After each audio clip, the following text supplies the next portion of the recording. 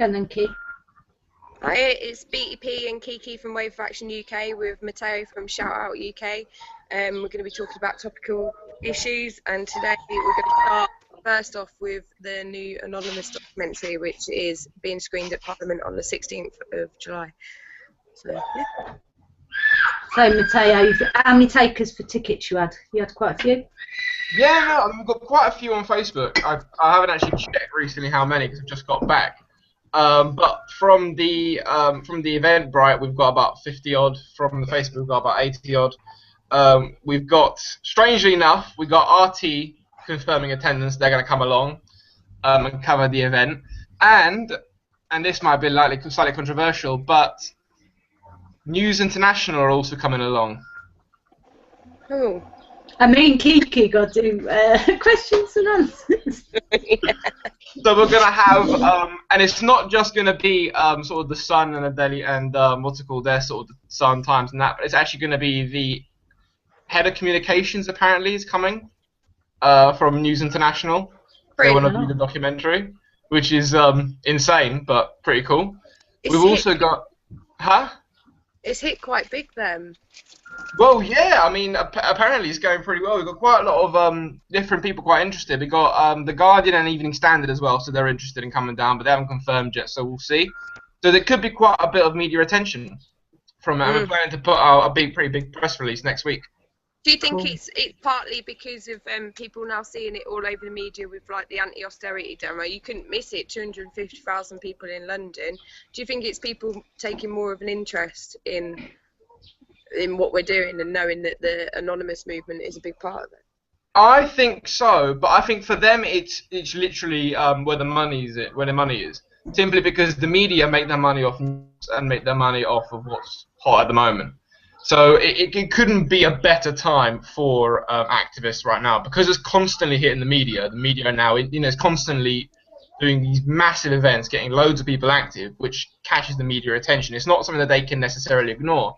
And it's also not something that they want to ignore, because if they know so many people are now thinking this way, they know if they write articles and cover these kind of events, they're going to get more traffic. So for them, it just makes sense. Yeah. So that's why we're getting quite a lot of publicity from that.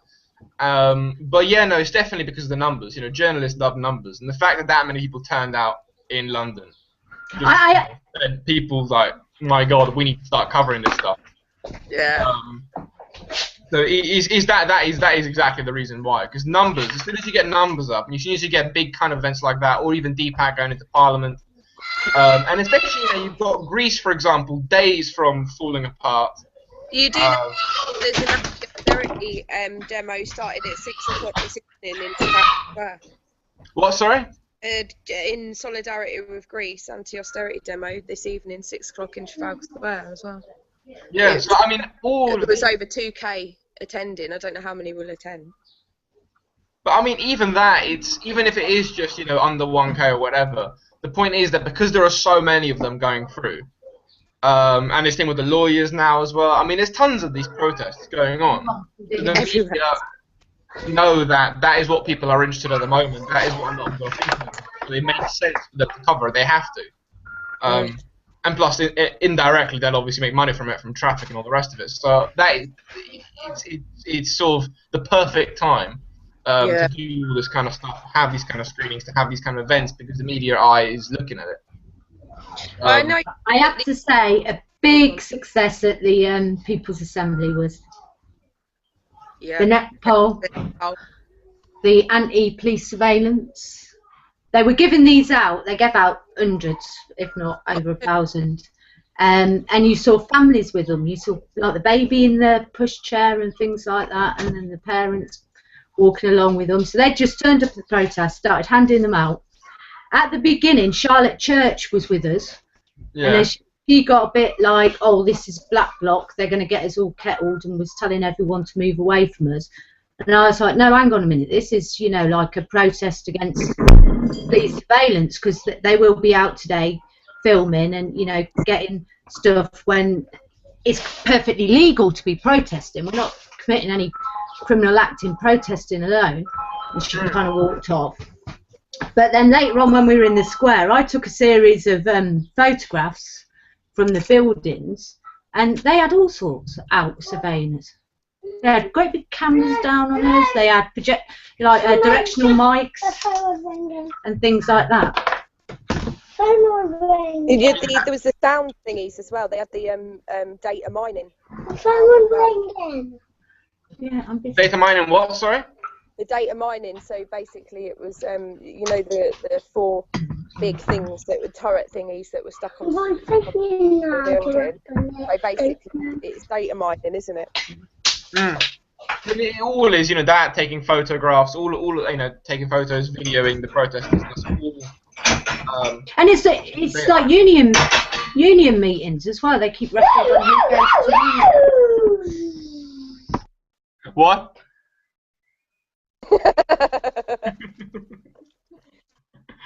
But the union meetings, they please keep a record of who goes to what union meetings. A friend of mine did like a request of information of what the police hold on them, and they hadn't really been an activist that long, but they had been in union for quite a number of years, like 40 years, and they said, okay, but you have to pay like £30 a sheet, and 30-odd pounds. 30-odd pence a sheet. It ended up costing him over 30 quid, yeah, because they had that much data on him. From yes, that's enough. From him just going to union meetings. That's insane. But they do that, don't they? Because the unions, to be honest, I don't know if you've read that book. There's a book out about the unions on what they're all about. I can't remember what the book is, and I'll have to find it. But it generally states like the whole profit business thing, and that they're coerced by the giant corporations and that. And I would say they're no different. The amount of money unions are asking for now is disgusting. Well, I mean, unions have always been a bit of a block like that. That's why people sort of, I mean, the right, or rather the conservatives, have always had this sort of jab against the left. The idea that actually, well, you claim that we're controlled by big corporations, but you're controlled by massive blocks, these unions, that effectively do the same thing. And it's, it is and it isn't. It's sort of weird and hard to argue when you've got union bosses earning millions. And you're sort of thinking, well, why are they earning that much? It's a collectivization of workers' interests. That makes absolutely no sense. A lot of union members, the reps, they tend to go on holiday as soon as something big kicks off, like the Royal Mail one. They as soon as something's like, oh, they're going to sell Royal Mail, quick, let's get a flight to Lanzarote. Do you know what I mean? They tend to bugger off, and it's like they leave the rest of them sort of hanging, and that happens at most companies, doesn't it? Because I think they're paid to do that. I mean, probably.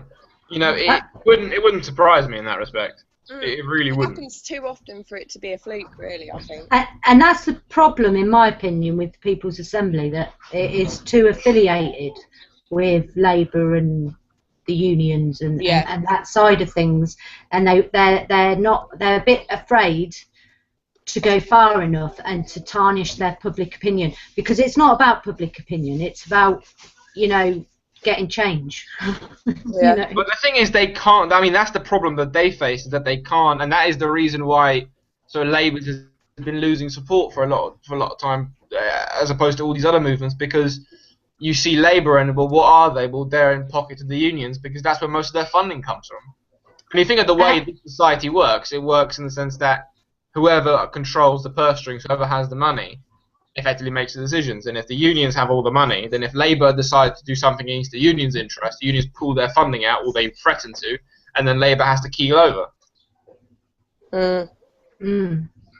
I just think that, like, with the People's Assembly, well, if we go back to like the actual march, like the Daily Mail, I think it was, ran that story where they secretly filmed a protester and the radicals were going to riot and all of this. And the People's Assembly come out and spoke out against the other groups. And to be honest, there was when we were marching with that, which was for Netpol, which is a site that takes class action against surveillance and things like that. They're which is what Anonymous had against in the first place. Yeah, but a proper recognised movement, and you've got people from the People's Assembly coming up to you, and that lad by us where that woman just walked past and yelled at him, and you better behave yourself, young man, you better not be here to cause trouble. Start having to go in. This lad hadn't done anything wrong the whole time, and that sort of attitude has to change, because, you know, I understand that some people just want a family day out, and you've got different blocks, and each block has got different tactics. And we shouldn't alienate different people's tactics.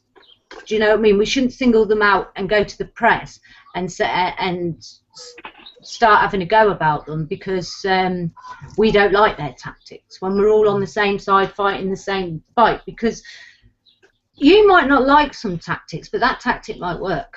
Yeah.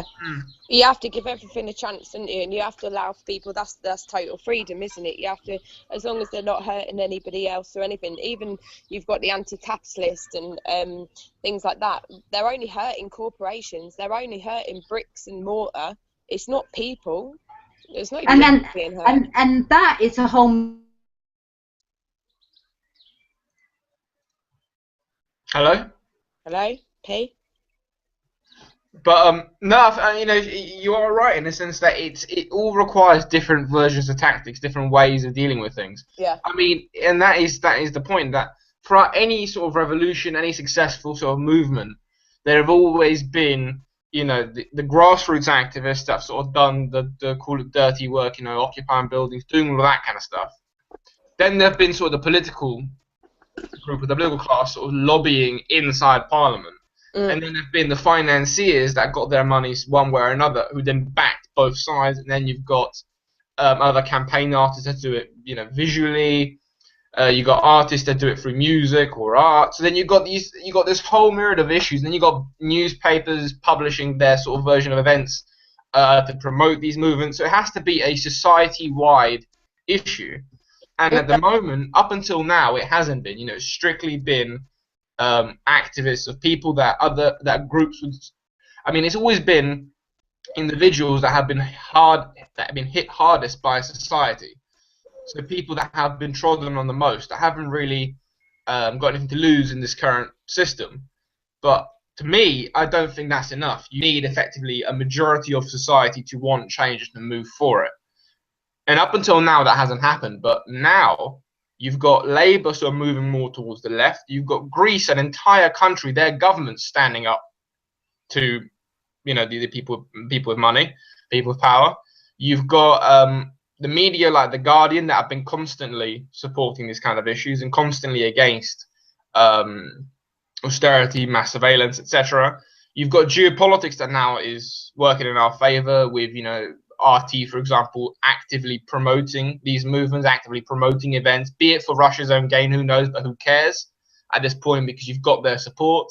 Then you've got lawyers that are now angry because their hourly wage is roughly £40 an hour. It's a different clientele, isn't it, altogether? Well, it's a different complaint. Just the lower echelons of society, as they like to label people.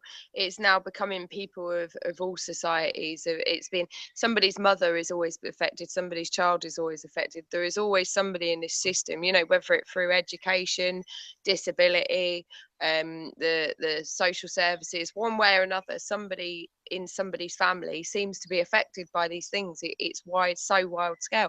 You've got somebody in New Zealand as well. They've got like a show that's a kind of a bit like the Have I Got News For You, Mind the Buzzcocks kind of thing over here. Now did you see it? I don't know, it went viral, but he come out on national mainstream TV stating that the UK Parliament has a problem with institutional child abuse. Not quite in that way. I won't. There's no need to put it how it needs to be, but come out on national TV. It's happening everywhere.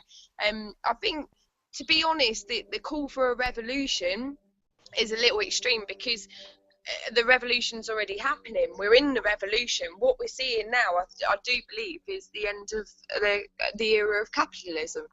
I think it's dying.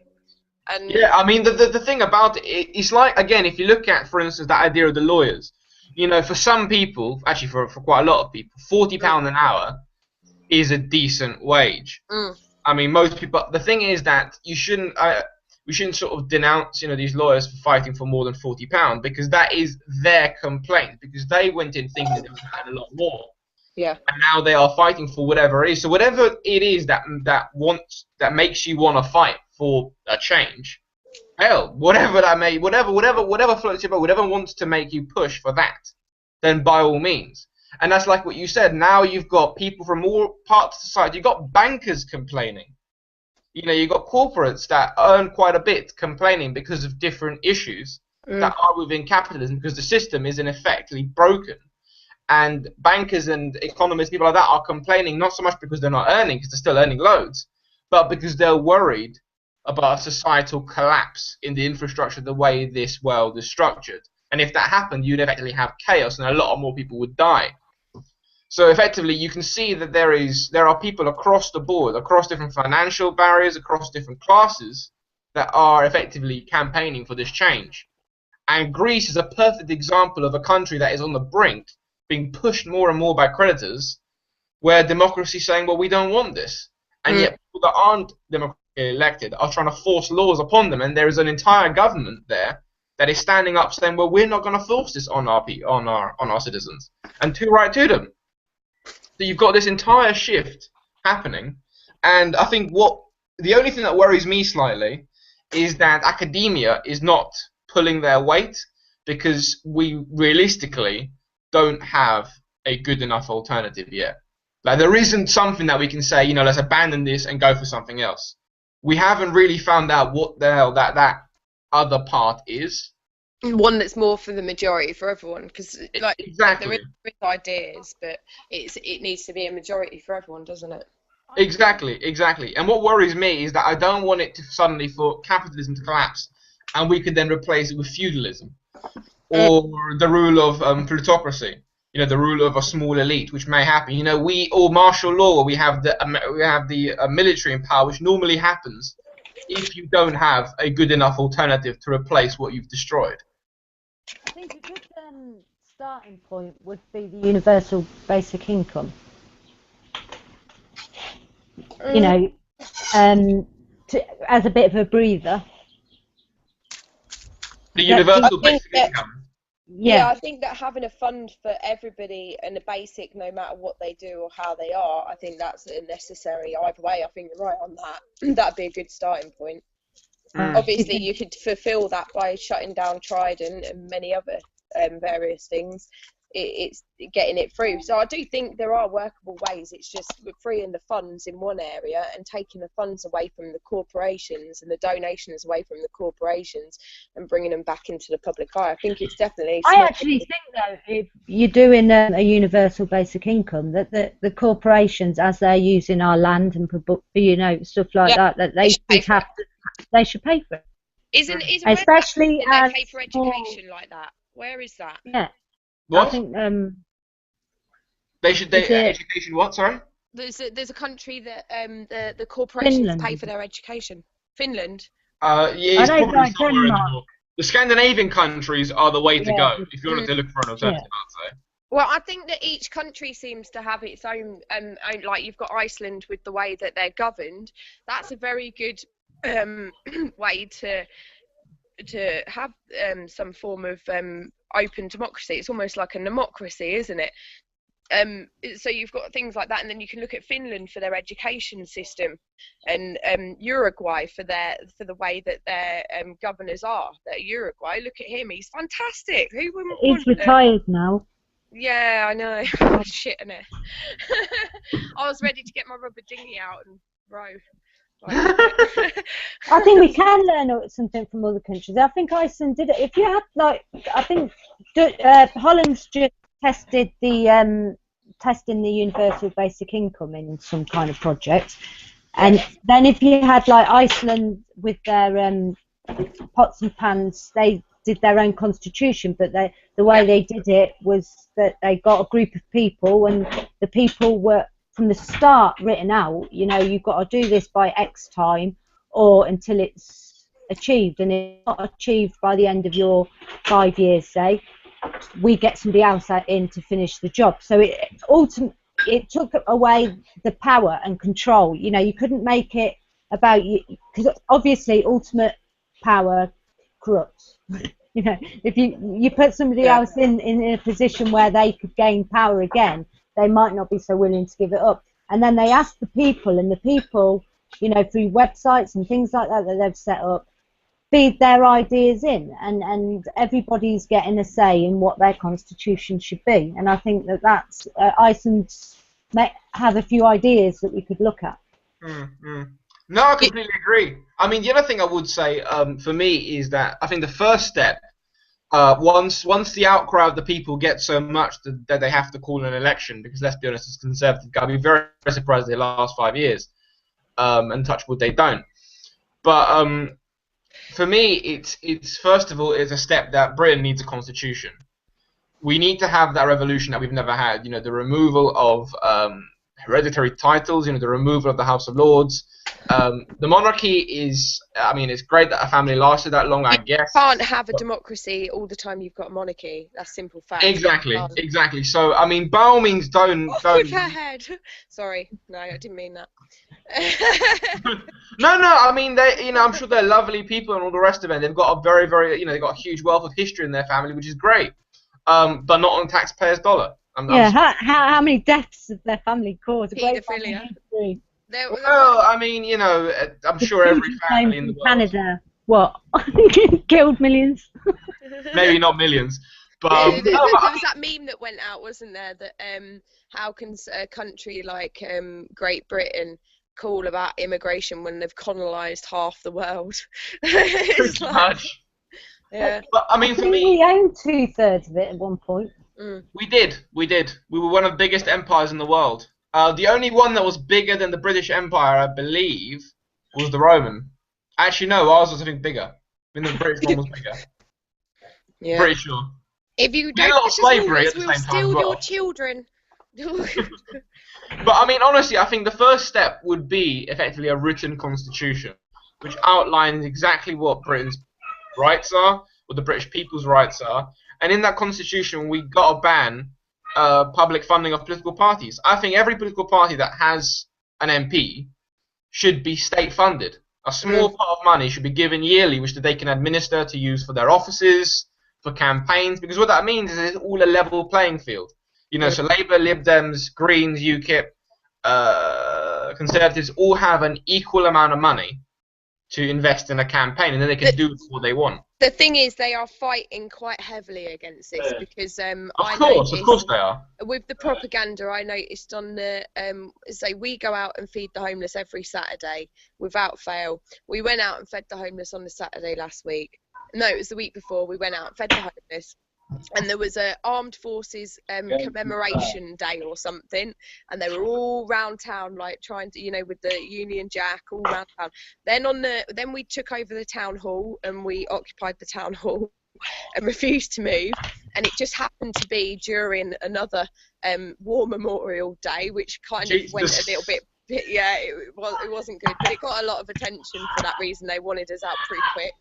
And then again we went there, I think it was Monday or something, we went again to occupy the town hall to get the homeless housed, and there was again another armed forces day.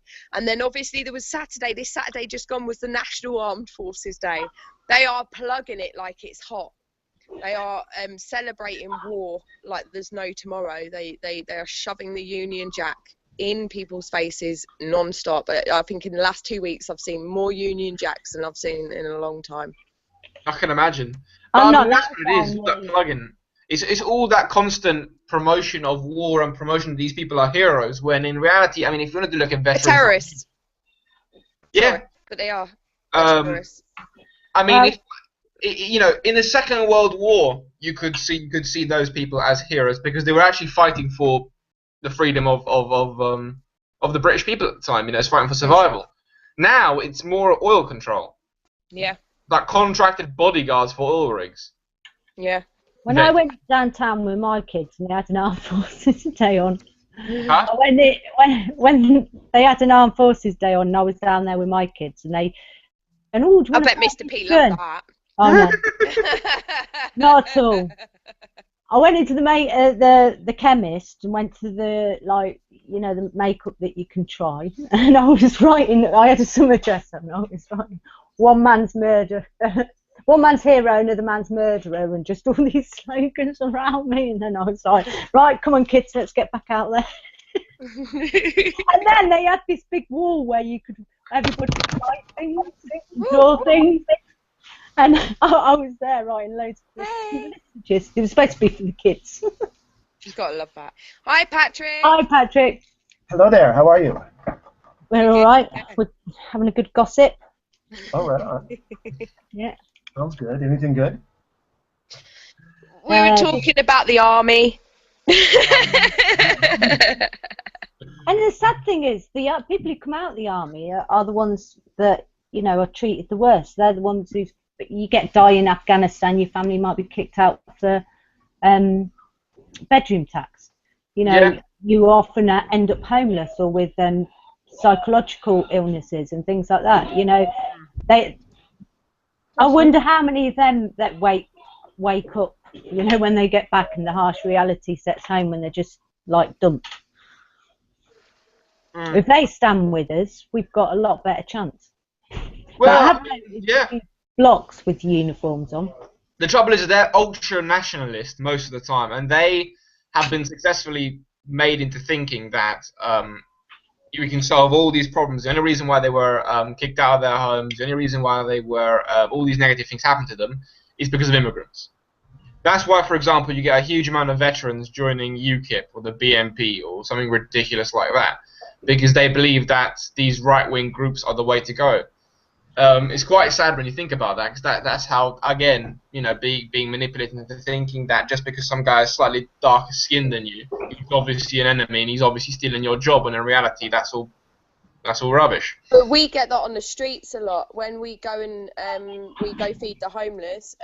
Before obviously the guys that we've known for a year or so, they've totally changed their mind and their thoughts on it. Because we take them along. We brought one, didn't we, P, to London? We took a homeless guy to London with us at the anti-austerity demo, took him along with us and had him there to experience the day. And when we're starting to show them what's actually happening, but we seem to get new homeless people on the street, and the first thing they say is, oh, they give all the houses to the immigrants. And it's unwinding that brainwashing. Letting them know, look, no, it's not the immigrants that give you homes. It's not the immigrants that take your homes. It's the government. The government. It's not that simple. It's not that simple. It's not that. Oh, that guy's that. But yeah, it's like you said, and I think that the main reason. I mean, to be honest, I think that a lot of issues could be solved if we got rid of public funding for political parties. In the sense that, because then political parties, if it was state funded, would actually then be able and be free to think as they want and act on their own interest, i.e. what they genuinely believe, as opposed to, well, we need to push this law through because this massive law firm gave us tons of money, therefore we need to get rid of legal aid, or this massive oil company gave us loads of money, so therefore we have to deregulate the oil industry, or etc., etc. Because that's why policies always go towards companies. Because if charities had tons of money to dump into political parties, everything would be done towards charitable purposes. Did you hear about Britain First? The what? Britain First. Britain First? Yeah, what's happened to them? Oh, go on. They had a protest, I think it's next week. Oh, taking our country back. Yeah, I've heard of them. Go on. Yeah, they've got protests arranged next weekend, I think it is. And it was to coincide with this National Harmony Day between cultures. Can't remember the exact location. Kill all people with colour on National Harmony Day.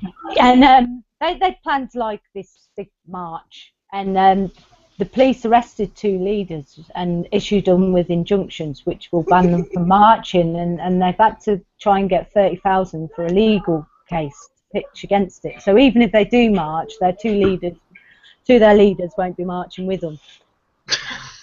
Now they're saying it's purely based on the fact that this is going on during Ramadan and the Harmony Festival, and it's an invasion of their rights. But when in their photos, they're only showing Section 5, So there was 4 other reasons before that reason, but they're not going to make us privy to that. You know, I don't think that number 5 reason would be a strong enough reason to get an injunction to ban somebody from an area off. You know, I really don't. That's depending upon the system as it exists, though. I mean, the whole thing. And if you look at all the way back to the part where we talked about the jobs, or the person that ended up on benefits, and them saying that the person that's the immigrant gets the homes first, or what have you. That's bullshit.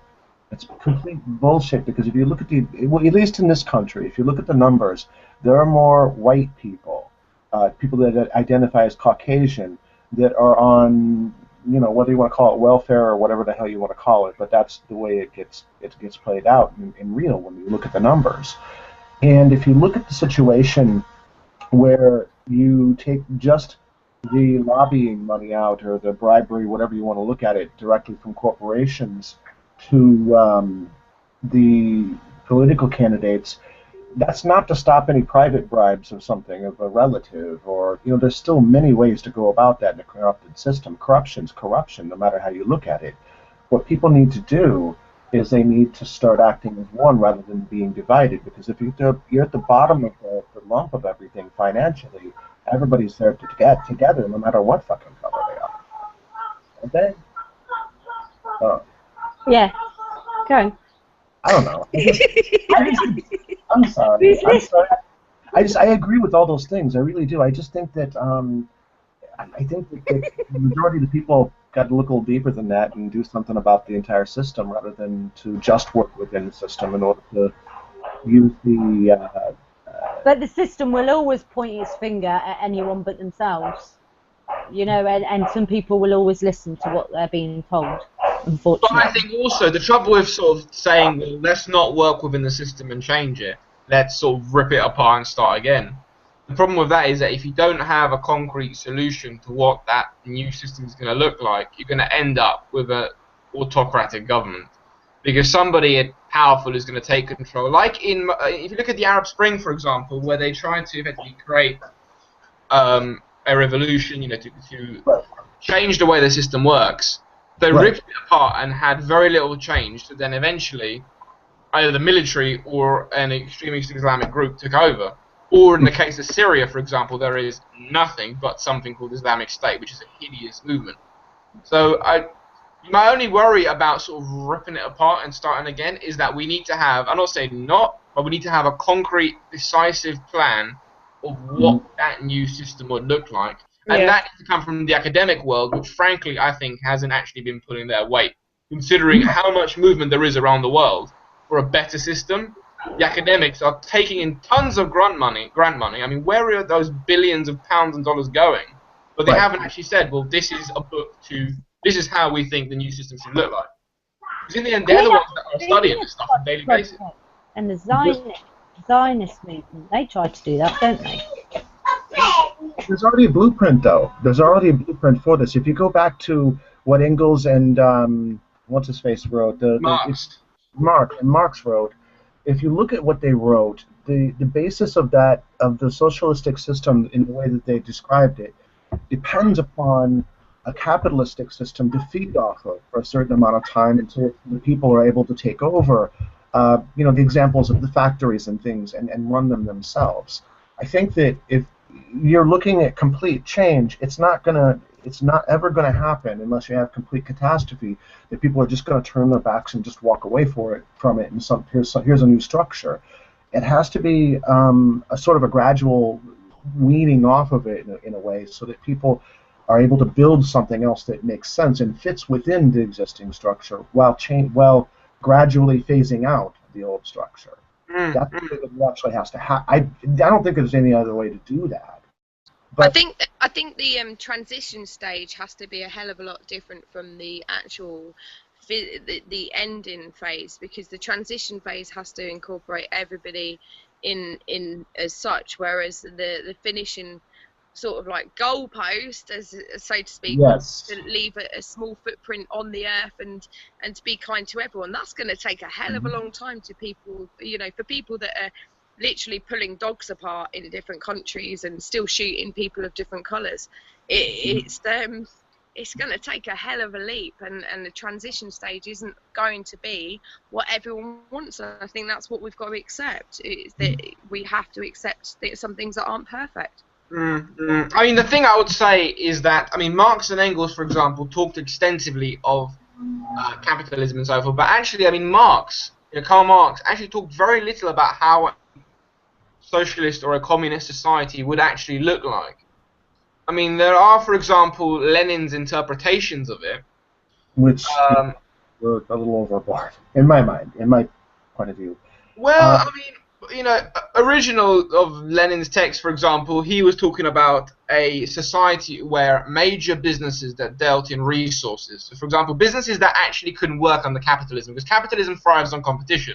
Right. But if you have a business that owns a certain amount of oil in a certain country, you can't have competition because there is that oil field and that's it. Right. So he was saying that businesses that operate on resources, food production, major businesses like that, banks and so forth should be nationalized, and then run by collectives, and then small to medium businesses, like hairdressers and all those kind of small bakeries or whatnot, should be left in private hands. Those were sort of his founding principles, which I think actually worked quite well as a transition period, as a movement towards transition. Then obviously Stalin came to power, and then we know what happened afterwards. We know that shit. You still need the red meat. You still need the red meat in order to give the people, to have them have blame to something for their woes. People need something to place that upon. I think you arrest the bankers, you put the people that are responsible for our woes actively in their place, and you arrest them. That's the only way to do it. It's the only positive side of austerity. A lot of people wake up. I mean, the other thing is and the other thing, of course, is that this is where, for example, something like Gramsci, who wrote massively about how to actually make that movement happen. He was talking about what we effectively need is to create a mirror image of society in the people's own image. What we need is, for example, media magnets to start talking about this alternative society and do effectively what the current system is doing to alternative movements. So, for example, you have, the white kid that shot those 9 black guys in America.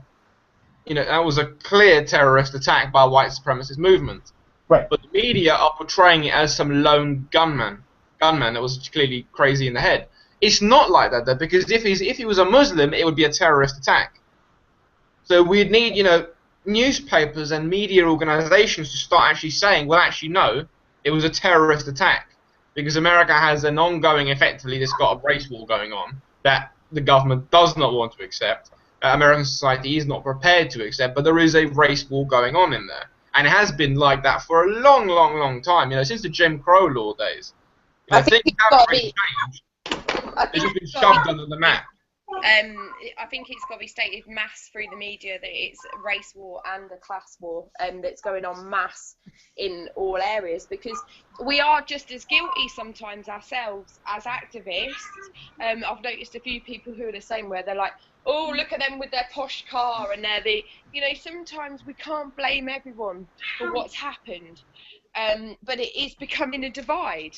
There are some of us that are conscious enough to know, all right, those people genuinely in their heads believe, yes, we worked really hard for that.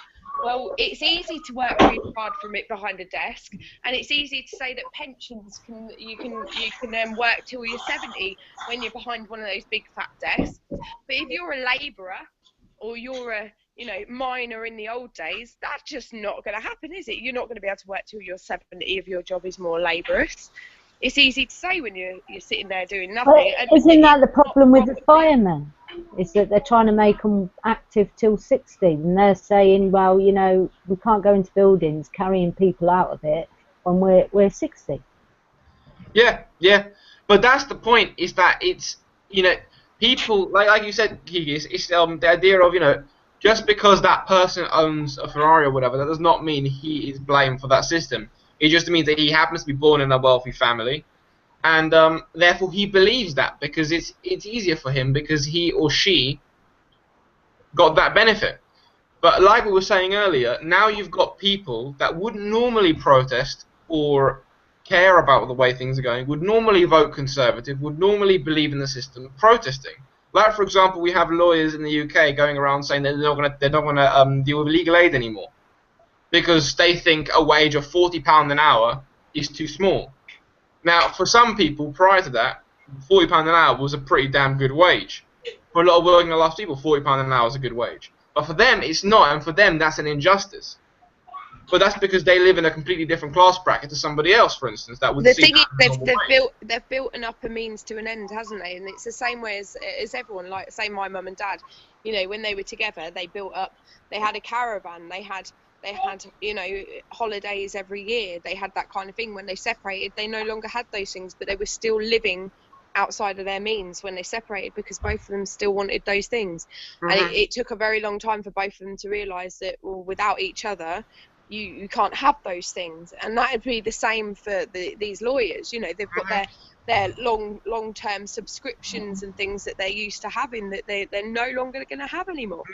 It's like, I can't have a second car. Why can't I have a second car? Or I used to have 4 holidays a year. Why can't I have 4? You know, all of these things to some activists may seem ridiculous, but it's different people living in a different world. But it is a positive that they are now seeing that the system doesn't quite, and there is something fundamentally wrong, because now they are on effectively the activist side with the way they're protesting. It's about getting as much of society over to yours as possible. You know, if an investment banker turns around and says, I want to protest because I think that the economy is going to collapse, not because I'm getting paid less, I'm still on, you know, a 6-figure salary and whatnot. That's not the point.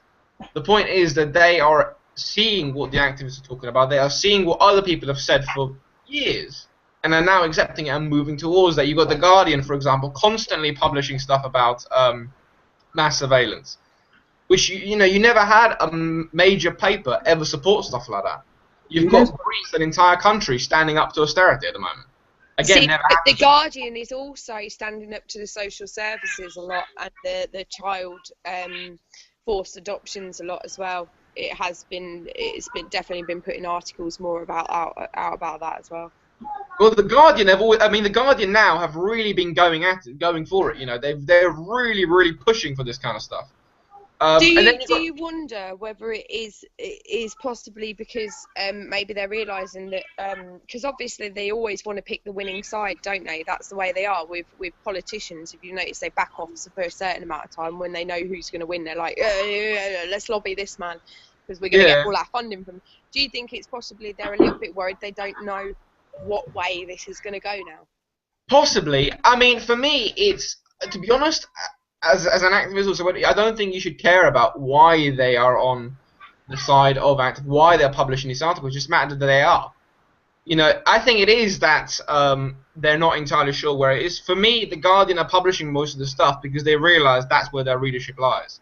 Because they realise that their readership is most socially orientated. Their readership are, you know, that group of middle-class individuals that are being targeted to hell because they are rich enough to pay tax, but they're not rich enough to avoid paying tax. So I saw a middle bracket of people that, you know, own their house, own a car, and they're getting taxed and taxed and taxed and taxed continuously to pay for the government spending, because the rich in society don't pay tax because they've moved their stuff abroad. So the only place that the government can sort of, you know, deal with tax and so forth is that middle bracket that can't afford to move their stuff abroad. And that's, I think, where The Guardian readership mainly lies. So they're effectively switching because of that, I would say.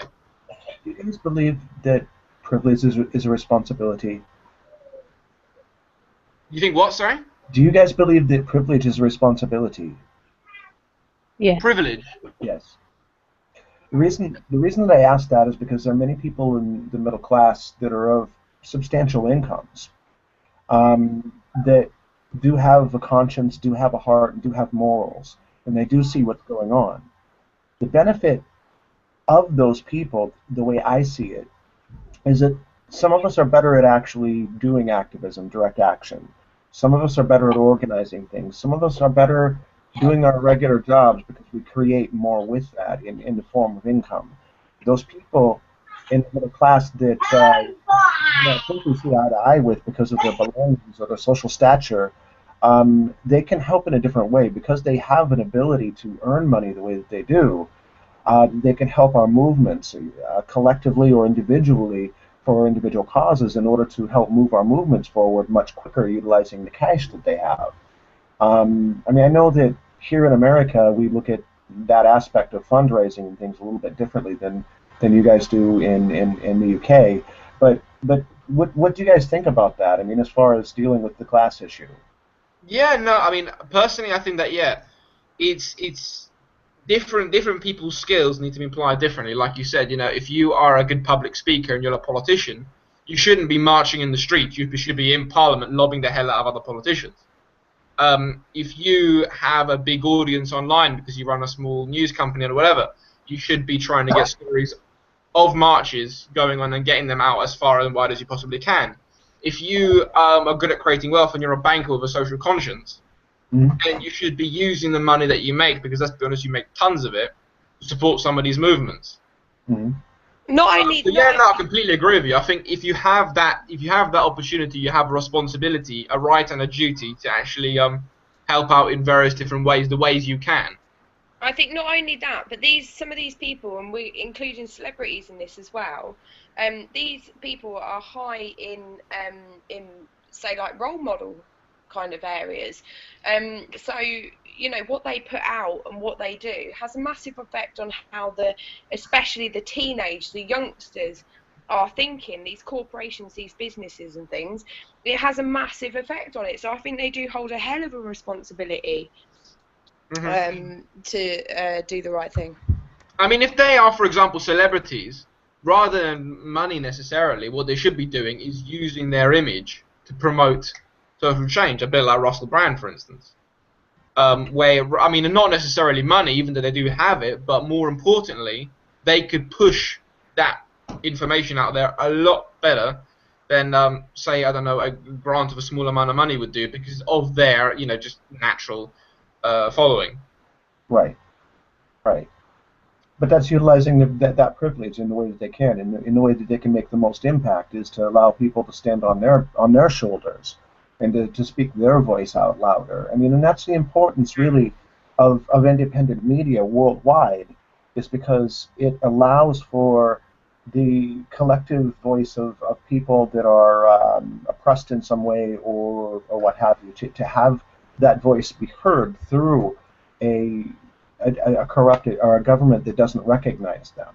It allows them that ability, no matter what the Constitution says, no matter what the government in its censorship allows for. That voice will get out there one way or another, and it's generally through independent media, and that's the importance of it.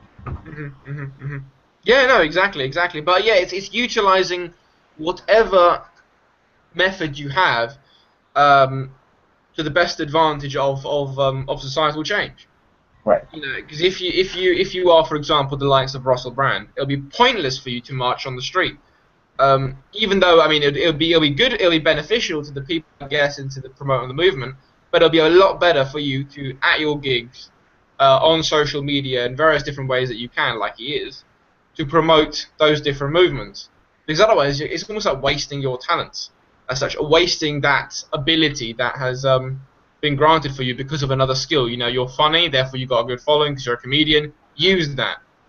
Right. I do believe that with the case of politicians, that their place is amongst the people that they represent. Their constituency, too many times, I mean, it's my critique of most politicians, is that once they go to the offices or Parliament or Washington, wherever it might be, they lose touch with those people that voted for them. And I think that the isolation of an office and a staff creates that. So if they are in the streets, if you have constituents in the street marching because they're pissed off about something, you need to be there with those people in order to represent them as well as the establishment. And that's part of the problem that we have with politics all over. I think that's what happened with Occupy last year in the January. Some woman just turned up and she's like, Thank you so much for coming here to listen to me. And I'm just sitting there thinking, well, I'm not here to listen to you. And you know, she's sat there and she's going, oh, yep, we're here to do this, and it's been so great that you. And then she's putting sleeping schedules down and all sorts. And thinking, who are you? And then it turns out she's the Green Party, and it's like, and then she leaves an hour later. You know? Oh, Caroline Lucas. Yeah, she did. That's how it rolled. That's how it happened. You know, and you're just looking at her going, well, I'm not here for you. I was here for the people. You know, I was here to listen to what was needed to be done. I don't want a sleeping schedule, and I'll go home and sleep when I want. Thank you very much. I think that what should happen, like, it would take a lot of doing, is that my MP should have a website, and every single issue that they're voting on should be up on that website. And as a constituent, I should have a special login, and I should be able to vote how I want her to vote in that local election. And she should have to represent her constituent and not her personal opinion, because she's there to work for her local area, not her party. So everybody's consensus is got together, and then the MP votes on what its community wants. I like that. I like that. That is a great idea. The only problem is that is illegal in the UK. Well, what do you know? Democracy is illegal. Huh? Democracy being illegal. Who'd have thought it?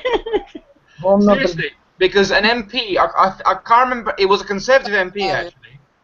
I think it was Bob Blackman or somebody else, and once they got elected, they had put on their website and effectively on their newsletter sent out, you know, questionnaires on various issues. So, for example, in a week or so, I'm voting on this bill. What do you guys think?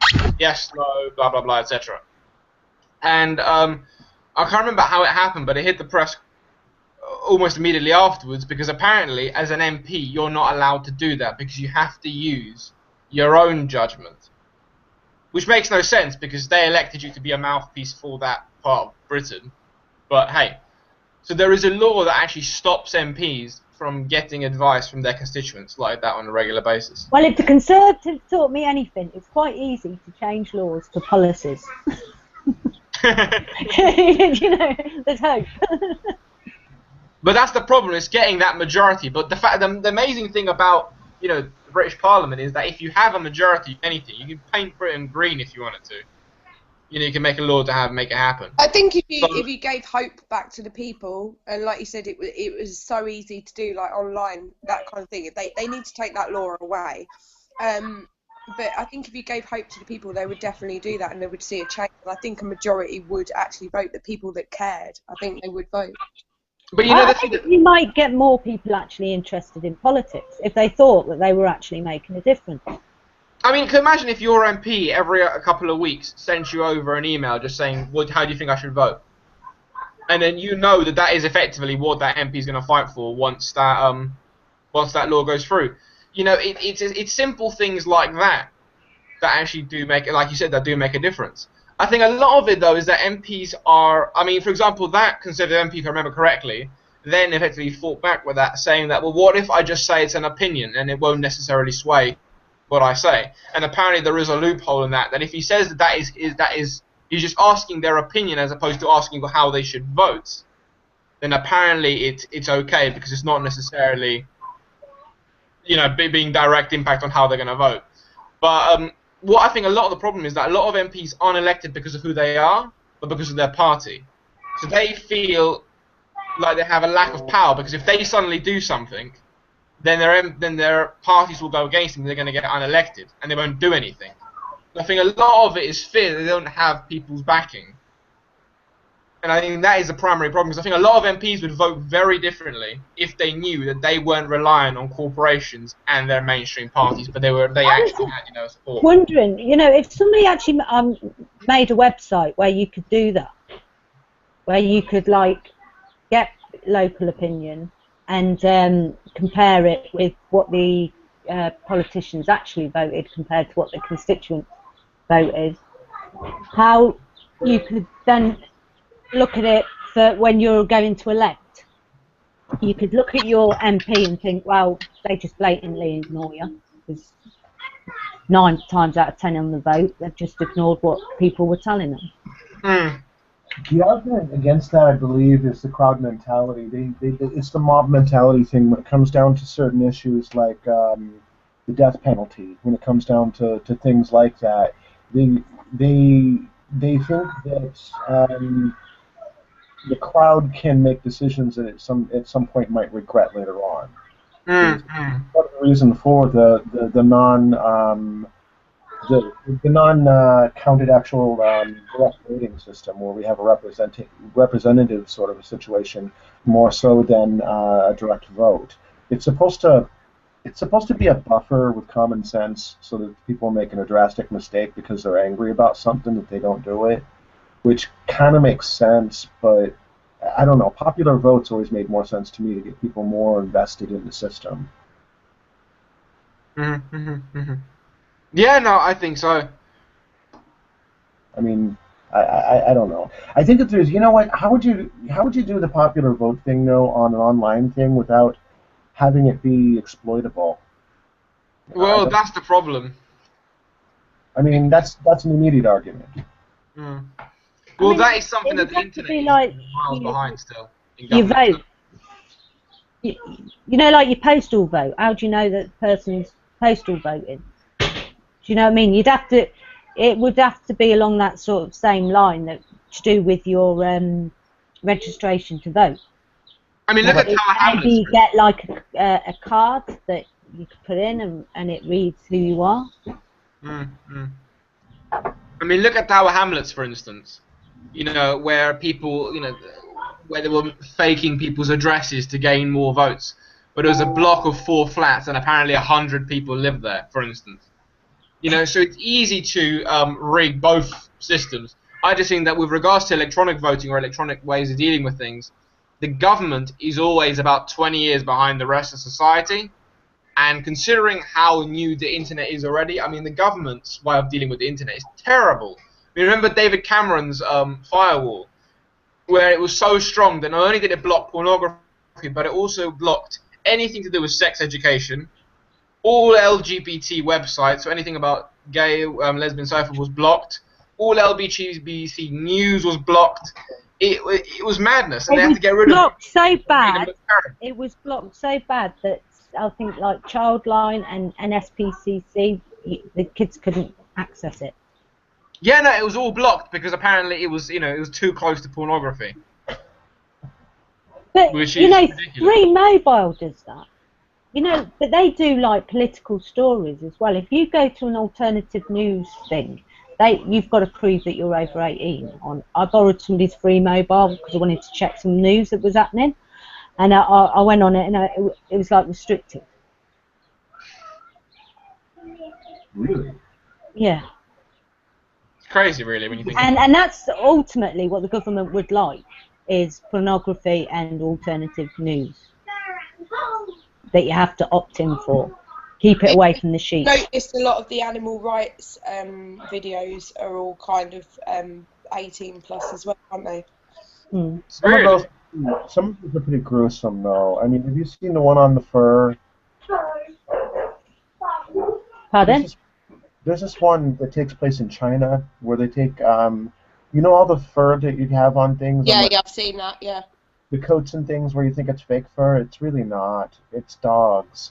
And they show them, I'll just say it, they show them actually skinning these dogs alive. Oh, the Yulin Festival. It's horrible. We wrote an article on that. Yeah, where the dogs and cats are kept in cages so small they can't actually move. Yeah, they put them out. An article on that. That was brutal. There's one woman, she got all her money and she brought, I think it was 500 dogs. She travelled hundreds of miles and she brought back 500 dogs and she took them back to a sanctuary that she And a lot of those dogs and cats are actually domestic animals that they steal because they're cheaper. Just a bit of a fun fact there. It's disgusting. Talking about articles, Matteo. Yeah? What's this, that article about are all Labour candidates too old?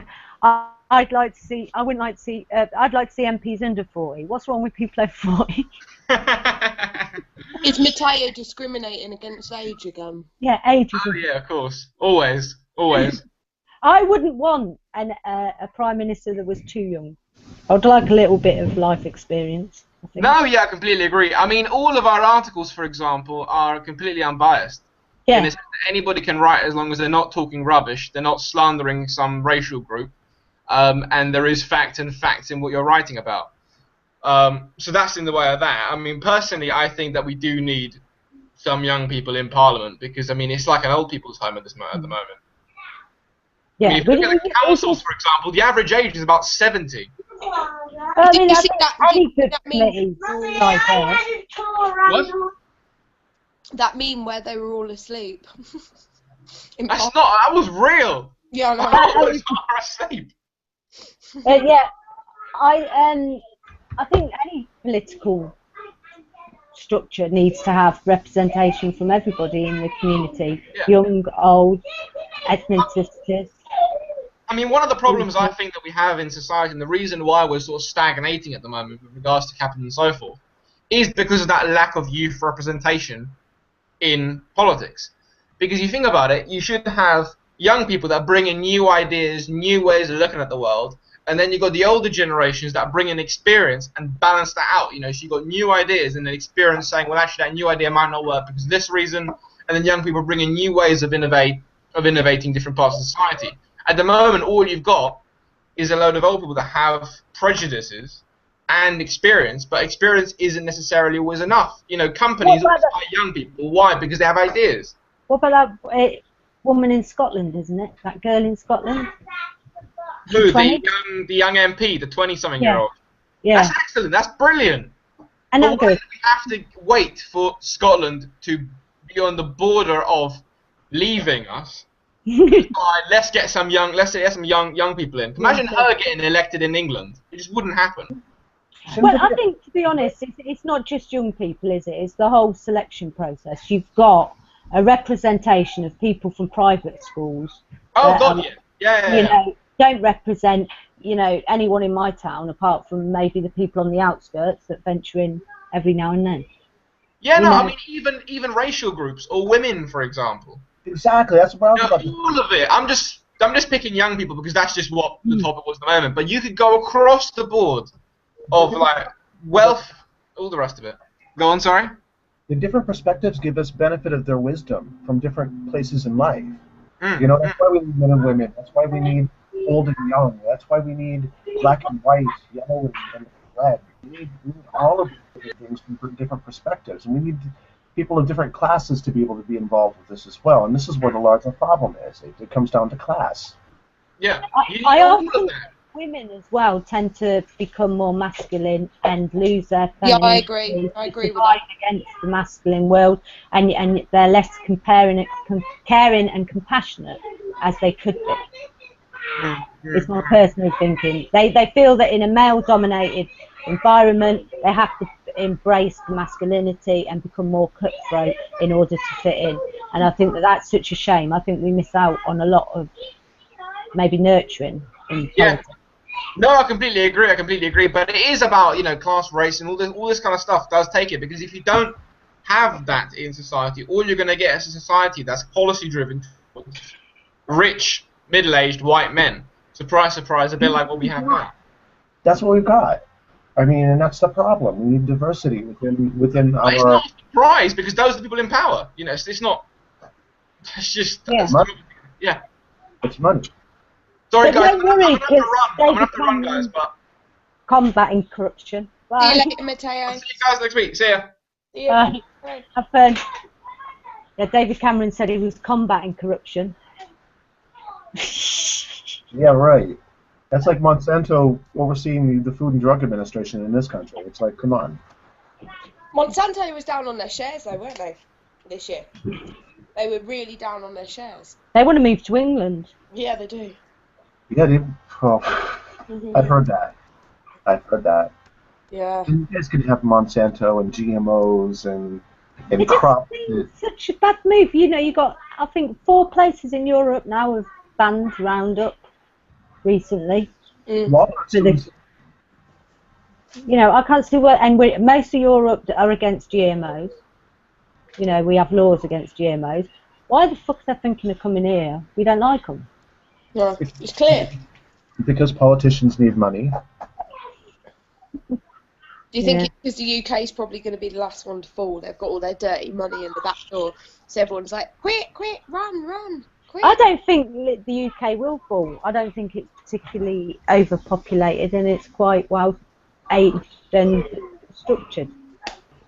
You might lose a few people along the way, but I think it can't be overpopulated because every time you need somebody, they're never around, are they, in the UK? You know, you need a doctor, you can't get an appointment. You need a politician, you can't find them for fucking dust when you want to question them. You know, you honestly, you walk in Parliament and you say, right, who is it that's doing this institutionalised paedophilia, right? You ain't going to see none of them for dust. We went in the town hall and this one politician lady, right, we couldn't find her anywhere. She hid from us for 2 days. 2 days that woman hid from us. Every time we went in the town hall, not available. It's like, it's fine, we'll just wait. We ended up locking ourselves in the town hall. It's like, eventually she spoke to us. Because it was the only way to get us out of the town hall. We were still there after closing time, weren't we, Pete? It was like, just lock the doors. We're not going anywhere till we see this woman. Gillian Beasley, I think her name was, for the record. We found Gillian Beasley eventually, though. Did she have much to say? they're cowards. Huh? Did she have much to say? Yeah. We can't see you today. Sorry. Fuck off. We've had the votes now. Fuck off. Yeah. God. But that's the way it works. They will always find the time for people that are giving them money. And that's how it happens, because the people that can afford to give them money have the ability to have that ear. And they can afford to take away the money. Well, I didn't realise... Sorry. Yep. I didn't realise that they'd sent down 2 quite high-up officials. It was only when someone recognised her shoes, because I said to her, I won't film you, because out of respect, you're not the person I want to speak to, and it's not really fair you've been dragged into this. But I didn't realise that she was quite a high-up official. So by taking over the town hall that day, we definitely put a firework up their arse, because it was 2 very high-up officials that came to speak to us. And she had very nice shoes, I must add. Very nice blue shoes. Well, she should have very nice shoes, because I think it was Bristol Council, £37,000 was claimed on expenses for like shoes, boots, iTunes downloads. Yep. I read about that stuff. They got crazy. Yeah, so I'd expect them all at the council to have nice shoes. It's on us. They were very nice shoes. They were very nice. Ian Duncan Smith's pants are on the expensive, so we pay for the bloke who murders hundreds of thousands of disabled people by cutting and sanctioning their benefits. So Wet wipes. For his pants. Wet wipes. Wet wipes. Do we pay for his wet wipes as well? Yeah, wet wipes as well. And how much was his breakfast? Was it £72 breakfast, or was it the 30? He's disgusting, man. I can't wait till he topples. But you know, he begrudges money too. He's not going to be the first one. The first one will be like the treasurer. It'll be George Osborne, because he shoved so much coke up his nose. They're going to have to get rid of him soon because his septum's disappearing. So you'll find him taped up somewhere in some bondage position where some woman's strangled him too hard because he's. No, it'd be David Cameron. Did you not see my meme? Yeah, that was funny. Yeah. Suddenly, George Osborne will suddenly disappear into some coke brothel somewhere. Oh. Well, there are ways to deal with people like that too. I mean, you can point out, you have to make them feel uncomfortable. You have to make their supporters feel uncomfortable to support them. Only example I can give you in real life that I have with that sort of thing is with the police union here in Boston. The police union, they had their own newspaper. They put out this newspaper and they published it online. They had all these horrible things to say about occupiers during Occupy. And so what we did was we went after their supporters, the companies that supported this paper and their union. And we got them to drop off left and right because there were a lot of racist statements and a lot of just horrible things that shouldn't be said by somebody representing, I guess, the union or the police or the the governmental. As a role model, yeah, a role model. So it was quite the embarrassment to them, and so their supporters, their sponsors dropped off left and right, and that paper disappeared because of it. So sometimes that's the only way that you can do it. Yeah. Is to stand upon the decency of people, embarrass them. Well, we've memed the shit out of Georgie Osborne. I don't think there's many memes we could do about him. There was one of him like on a football pitch with a white line, and you've got him. We did one, didn't we, with him at a Coke party, but it was bottles of Coca-Cola, and memed his face onto it. And there was one where we took snapshots of him in loads of the Houses of Parliament, and each one he just looked absolutely fucked. And we took snapshots of George's daily mood swings on amphetamine, and then there was a hashtag going around, drugs test George Osborne. I think he got annihilated. He did get annihilated. I like the video where there's a video. Yeah. It's all like, ooh, and he's just there like that. MP question time, like Prime Minister question time, and he's there like. I tell you what, that emergency budget, that's going to have some fucking memes, I bet. Yeah. How is your guys' friend? I don't know if we're broadcasting or not, or what we're doing. Live, yeah. We'll stop